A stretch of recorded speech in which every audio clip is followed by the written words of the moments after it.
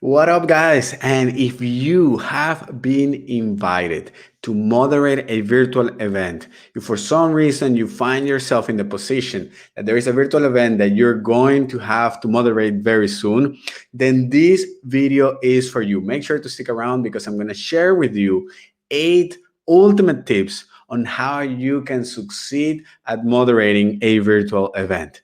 What up there? My name is Juan Guerra, and I am the founder of Be Seen. We are a production company working with event organizers, marketing agencies, marketing teams, and entrepreneurs, helping them translate their vision into reality so that when you have to put together a virtual event, you make sure that you provide an engaging experience to all your participants.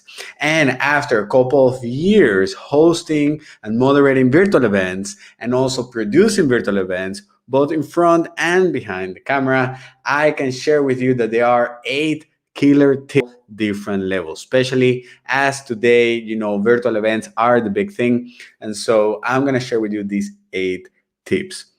The first thing that you need to think about is actually understand the context. So the number one tip, the first tip I'm going to give you is understand the context through which people are watching you.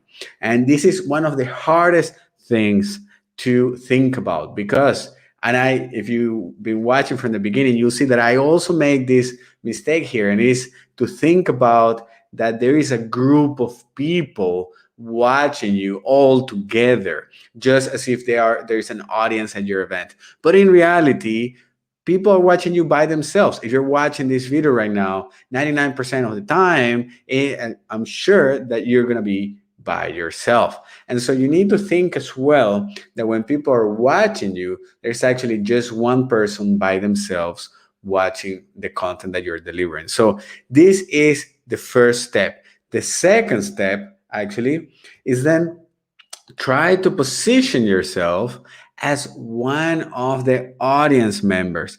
So don't go towards the speaker side. Try to empathize. And now that you know that they're watching you alone, connect with their audience and try to think, if I was attending this event, if I was a participant, what kind of questions would I have? What kind of problems would I be trying to solve? What kind of challenges? Why would I be part of this event? What would attract me to watch this event? And it is that reflection process that is going to allow you to empathize. And therefore, when you're hosting the event, you're going to connect with your audience because now you're just one of them that has been given the access to interacting with the speakers. And so this is tip number 2. Together is how you empathize and position yourself as a member of the audience. And then when you're talking to speakers, when you're talking back to the audience, you can relate very easily and you can ask and collect the content that they're actually looking for, which makes it more engaging and it keeps them watching and participating in your event. The third tip that I want to share with you is that actually you need to lower your filter. Forget about thinking that you need to be all formal and use big words and so on and so on. Like if you're moderating a virtual event and you're online, you need to lower your filter. Try to be more spontaneous because you never know what can actually happen. If in a physical event, there are many things that can go wrong. In a virtual event, although there are less components, the risk of things going wrong is actually increased exponentially. Why? Because everything is going through one simple connection. All you need is one part on your end to fail, and then that fails for everybody else. While in a physical event, you have a team. There is a bunch of people there that can support you. There are different sources of content that can be easily created to engage with your audience.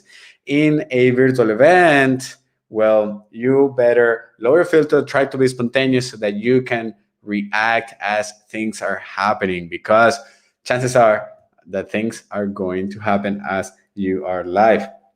The next tip that I have for you is actually build your inventory of stories. And I think this is going to relate to the last point of lowering your filter and being more spontaneous.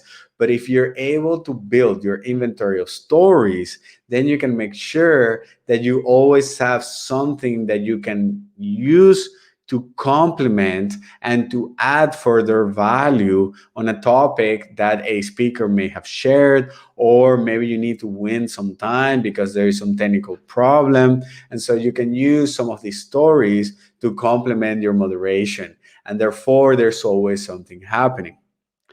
On another note, the next tip is actually completely the opposite. Don't be afraid of silence. Use silence as a strategic tool to support and engage. You know how it is. If you're not watching, but you're just listening and suddenly go silent, you want to go back and see what happened. Oh my God, there was a problem. Maybe they lost internet. Maybe my computer disconnected. What's going on? Yeah. And so if somebody who's not watching and suddenly you go quiet, they're hearing something, you go quiet, they're going to want to come back and check it out. And so it's a nice way to bring people back in. If somebody's actually watching you, then you can actually use the pause to give the person time to process what you are telling them. So that's another tip that you can actually use to bring your virtual event moderation to a complete different level. Now, I still have a couple of more points for you, and that is have a lot of energy. You need to be very energetic. And I don't mean scream and be passionate and emotional, but you need to provide energy. Look, right now I'm sitting down here, which brings my mood down. You, on the other hand, you're sitting there watching this video. It brings your level of energy even further down. You, as the virtual moderator of the event, you're responsible for creating the space in which the audience engage with your event, whether it is in a venue, in a physical event, whether it is in a virtual space. You have control. You are responsible for creating the space in which people are going to engage, are going to connect, and are going to interact with your event. So make sure that you bring energy and you use it wisely. Use it when you need to have it, and when you don't need to be so energetic, you can lower it so that people can rest, and then you can pump it again. This has to do with a lot of experience. As you get to see the agenda, you get to see which speakers are more energetic than others, maybe the time of the day through which people are engaging with your event. And so you need to become aware of all these different elements. But at the end of the day, you for sure want to watch somebody who is energizing and who is motivating you and is pushing you. Because if I would deliver all the videos as if I am talking like this, very excited about what I have to tell you, nobody would watch. Well, not that anybody's watching right now live, but in general, you need to make sure to have a lot of energy, enjoy it. You're gonna actually have more fun with it. That's part of lowering your filter, and you as well are gonna enjoy it. Actually, at the end, what matters is that you enjoy it. If you're enjoying it, that energy is gonna transmit to the people who are going to watch your video, and they're also gonna have a nice time. And the last tip that I have for you, the tip numero ocho, is actually to understand how the production team works. I see it many times when we are producing an event that simply bringing somebody who is not live, a remote speaker, somebody who doesn't have their camera or the microphone is muted, it takes time to bring that people and be able to show them to you. And so you need to be prepared for longer times between switching between speakers, maybe bringing somebody in, maybe they had a problem with their computer and so on. So make sure that you're working together with the production team and that you understand, or maybe ask them as you are rehearsing, how does it work when you're switching from one speaker to another? Do you need to give them some time? Maybe you need to prepare in advance some little introduction so that this person can actually come in. Maybe some signs that you can use together so that they know that this is their cue to bring the people, the speaker in. And so there you have it. These are 8 tips that you can use in order to bring your moderation in virtual events to a whole new level.